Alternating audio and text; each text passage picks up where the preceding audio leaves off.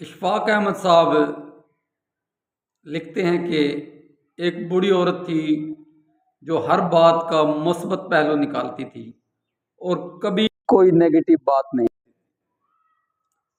ان سے کسی نے کہا کہ آپ ان سے کوئی نیگیٹو بات نکلوائیں، تو اشفاق احمد صاحب نے سوچا کہ ٹھیک ہے، میں ان سے کوئی ایسی بات پوچھتا ہوں۔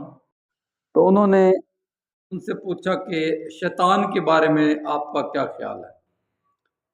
تو انہوں نے سوچا تھا کہ شیطان کے بارے میں تو نیگیٹو ہی ہے، کیا پازیٹیو بات کرے گی؟ تو ضرور وہ اس بارے میں نیگیٹو بات کرے گی۔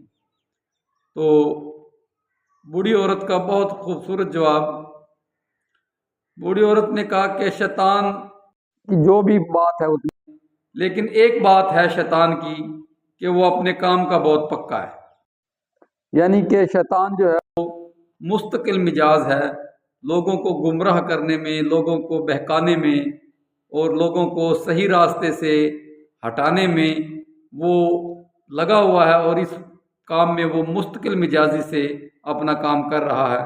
تو اس میں بھی بڑھیا نے جو ہے وہ پازیٹیو پہلو نکالا۔